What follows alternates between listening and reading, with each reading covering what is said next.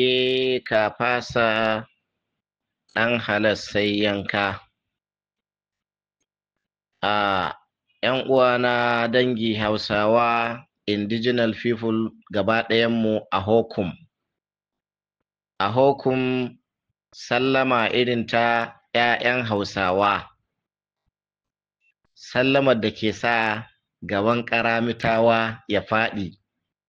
Sallamar da ke sa gaban fodiyawa ya faɗi. Sannan sallamar da take ainihin tsinka zuciyar dukkanin wani ɗan bafulatana a hokum dangi.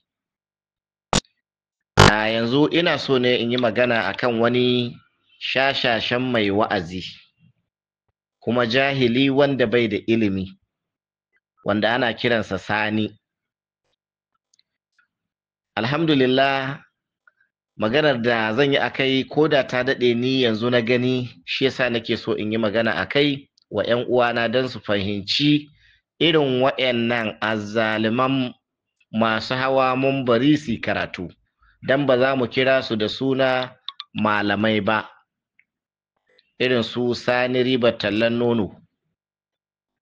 To na ga inda yake faɗa cewa wai Hausawa ai idan suka bari cewa mace ce za ta ƙwata musu ‘yanci, wato sun yi abin kunya. Sannan yana cewa ainihin wannan matar ta ma zagi manzo.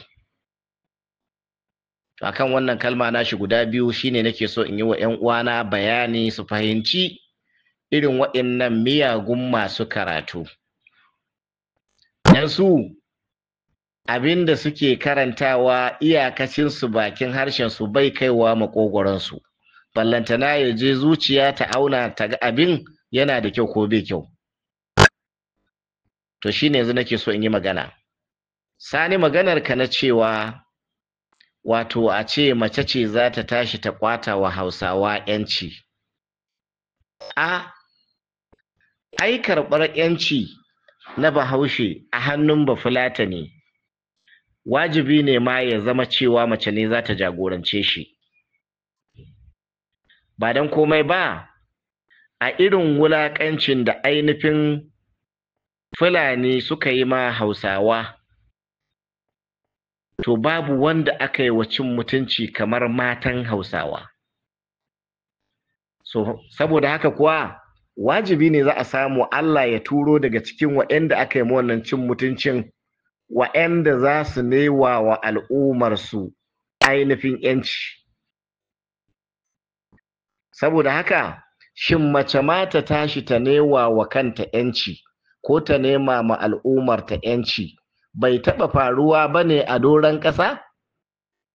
Kuma bai taɓa yin nasara ba ne?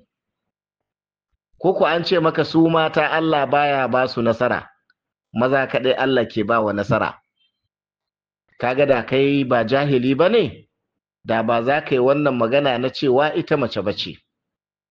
To amma abin da ya sa kuke faɗan haka, karantarwar da aka yi muku a addinin Fodiyanci, da karantarwar da aka yi muku a Ƙaramitanci, da kuma ainihin karantarwar da ake muku yanzu a Lakuranci, wanda ƙabilar Fulani ta runguma, duka a wajensu ‘ya mace ba komai ba ce. Saboda haka ma ba su san darajarta ba, don haka ba a aurenta da izinin iyayenta in dai a Fulatance ne. Akan kamo ta ne kaman jaka kaman kariya a tafi da ita, ta tafi kenan. To don haka kai a wajenka ba za ka ɗauka cewa mace na da daraja ba, ballantana har ta kai matsayin ta nema ma wani ‘yanci. Saboda iyayenku mata ba a nuna muku cewa suna da daraja ba, ku Fulani. Amma in ba haka ba, ai mu a wajenmu, wato mama, kamar yadda ka ji ta gaya maka nan cewa ita ba mai neman shugabanci ba ne, ba kuma shugaba ba ne, ita uwa ce. Wallahi mun amsa wannan kira nata a mazaunin uwa. Uwa muke ganinta, uwa kuwa ta fi shugaba, saboda shugaba ga nan wani shekara 4 ne in ma Allah ya ara masa dama ya kai, sai a canza wani, kowa fa ana canzawa. To saboda haka mu a gurinmu Hajiya uwarmu ce, sannan kakarmu ce, to kuma sannan ta wani gefen tana cewa ma mu ƙannanta ne, takan kuma ce mu yayinta ne, ta mai da mu a cikin dangantaka tsabtatacciya ta 'yan uwantaka. Don haka muna kishinta, kuma ba mu ga abin da ta yi wanda za a fito a ce mana abin bai da kyau ba. Kaga kenan Sani, da kana da hankali, ita wato mamanmu Hajiya Ummu Kaltum ba za ka iya ma furta ƙaryan cewa ta zagi annabi ba. Na farko ba jahila ba ce, ta san me addinin musulunci. Sannan kuma addinin musuluncin nan shi komai nasa a ƙa'idance ke, da zaran ka masa kutse ka kawo abin da bai cikin addini, sai musuluncin ya maka waje da kayanka. Saboda haka kun saba ku yi wa mutane ƙarya, ku ce an zagi annabi, sannan jahilai waɗanda ba su karanci addini ba su tashi su kashe mutum ko su ci mutuncinsa ba tare da sun tabbatar da menene ya faru ba. To amsa a nan, ka kawo mutane kalmar da ta faɗa akan manzon Allah sallallahu alaihi wasallam wanda ya zama zagi, ka fito da shi duniya ta ji, ka nuna wa duniya, duniya ta gani. Sannan kuma tambaya akan ka in kai malami ne, kawo mana hadisin annabi sallallahu alaihi wasallama ƙwaya ɗaya tak, wanda annabin ya ce wanda ya zage ni ku kashe shi. Sannan kuma ku kawo mana ayar ƙur'ani, ita ma ƙwaya ɗayan ka kawo ta wadatar, wadda ƙur'ani Allah ya saukar da aya cewa wanda ya zagi annabi na ku kashe shi. Idan an samu wannan, to sai mu saurari abin da kake faɗa, sai a duba a gani an yi zagin ko ba a yi ba. Amma in ba a samu wannan ba, maganar ma duba an yi zagin ko ba a yi ba babu shi. Sannan kuma dan ka nuna wa duniya cewa ta yi zagin, ya kyautu ka ɗauko wannan odiyo da ta yi zagin ka sa duniya ta gani. Ba kawai ka buɗe ainihin ƙazamin bakinka mai wari wanda ba a mar buroshin, ka shata ƙarya kuma sannan duniya ta ɗauka, wannan ka san ba zai yiwu ba. A yadda kuka gaji ƙazanta, da yadda kuka gaji najasa, sannan da yadda kuka gaji rashin asali, a daidai wannan lokacin fa ba zai yiwu in ba Fulatani ya faɗi magana al'umma ta ɗauka ba. Don me duk duniya mun gano Fulani ba su da asali, Fulani najasa ne, Fulani ƙazanta ne, ba don komai ba, duk ƙabilar da ba ta aure a cikin zuri'arta, wannan sunanta najasa.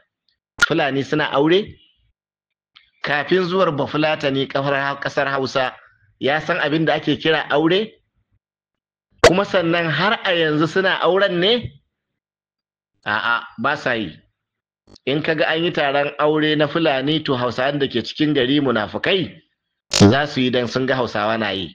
Amma har yanzu daga riga a ɗaura aure a kai wata riga ba a yi.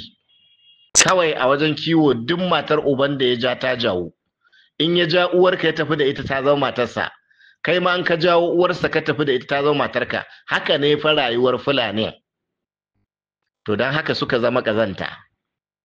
Amma ƙalubale dai tambaya a kanka shine, kawo aya inda Alƙur'ani ya ce wanda ya kashe annabi na ku kashe shi.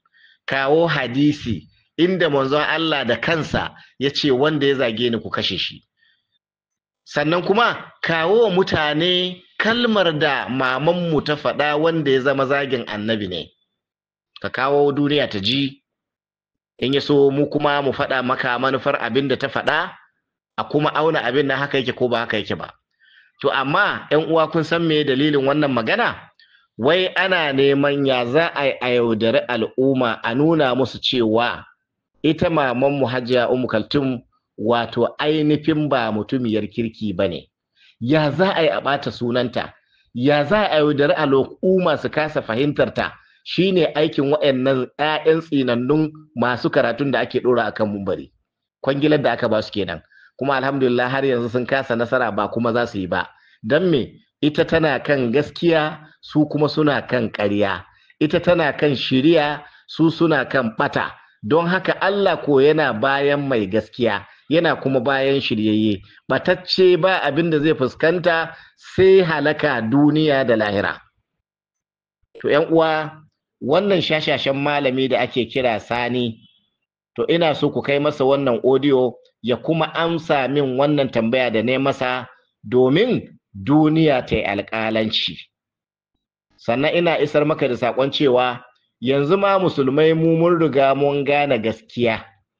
Mun tabbatar kalmar cewa mutum ya zagi annabi a kashe shi ba daga addinin musulunci ba ne, don ba daga Allah ba ne, ba daga manzon Allah ba ne, daga ƙaramitawa ne, daga ainihin fodiyawa ne, sannan daga lakurawa ne, sannan daga tatsinawa ne, daga shi'awa ne, daga ɗariƙawa ne. Ku ne masu wannan ƙaryar wa manzon Allah, yi wa annabi ƙarya, yi wa addinin musulunci ƙarya.